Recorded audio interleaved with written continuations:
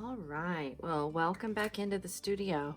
So today I was going to do a flip through of my mixed media menagerie, and I have not finished.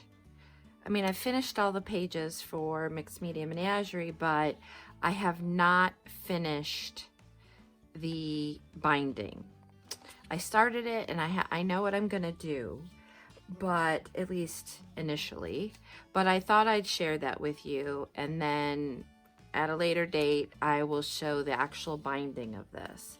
So if you recall, we were working, some of us worked in this Stillman and Byrne beta series. So that's the soft cover mixed media paper, and as you can see, it got really chunky and wily. So I ended up cutting off the blank pages, left myself a blank flap in the back and a blank flap in the front. And it's quite chunky. So my plan is to use this game board. I'm only going to use half of it, and only part of that half. And I am going to, it fits it pretty nicely. It's almost too small. But so I'm going to use this game board to be a front and a back cover. That's the plan.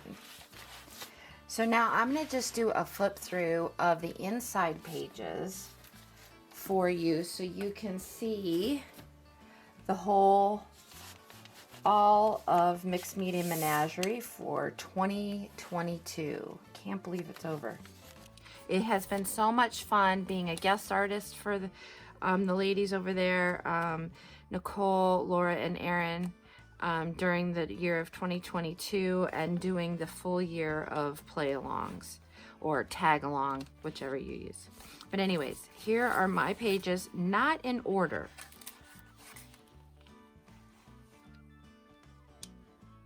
This one was a lot of fun. I do not remember what the strange collection of things were, but this ended up being so much fun. I used texture sand paste in here, some of my leftover masterboard. Yeah, it was just lots of fun. Oh, wax I think was one of the strange collection of things, because this is wax.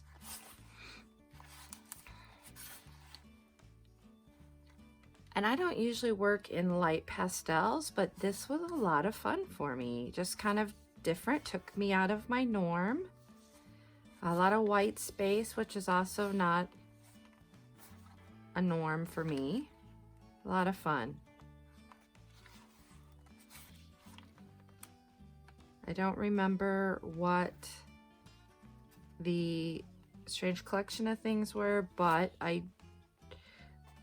this is coarse texture paste or sand paste, but in the coarse version, whereas this was not. I think this was the homemade stuff, and it's made out of a smoother sand.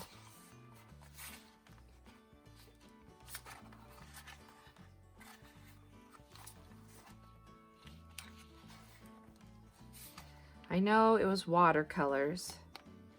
That's all I remember. Not my normal, not thrilled with this layout. I do like the bits of gold in it here and there. I don't know if you can see that catching the light, but there are bits of gold throughout. I do like that part.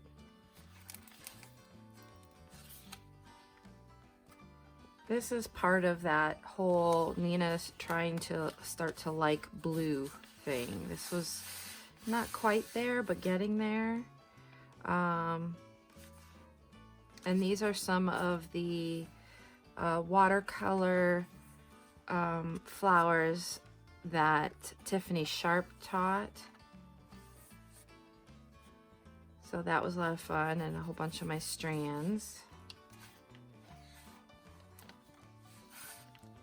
I think this was a more recent one.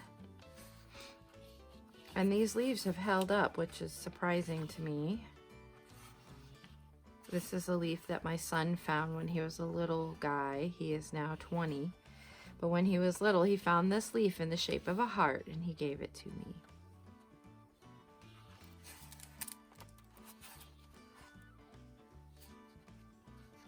Again, embracing blue, trying to find my happy place with it.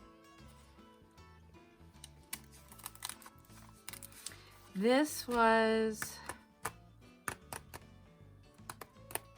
can't remember who did this, who the artist was. It was like a dream catcher. Can't remember, but I ended up then turning it into, well, it was gonna be a flip, but it was really wily, so I ended up gluing it down.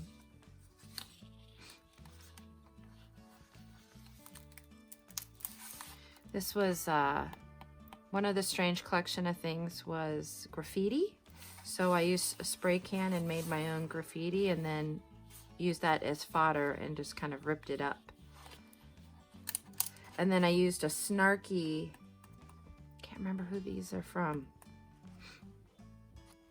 The snarky quote. And again, some of my threads. And then this was like, I don't know, but I ended up doing weaving. It was like cut through or something like that. So I cut holes, and I'll link above on this one, up in the right corner, a link to the making of this one, so you can see how I did this. But essentially I cut squares out and then created the floss that goes across so I could do a weaving, and then I took bunches of the threads that I have and some of the leftover fabric, and I weaved it through it, and I did a couple of them. I think there were 3 holes that I made. So that was a lot of fun. Time consuming, but a lot of fun. And then this was the last one. And I just really love how this turned out. And this was, these were distress oxides and distress stains mixed together with a glossy spray.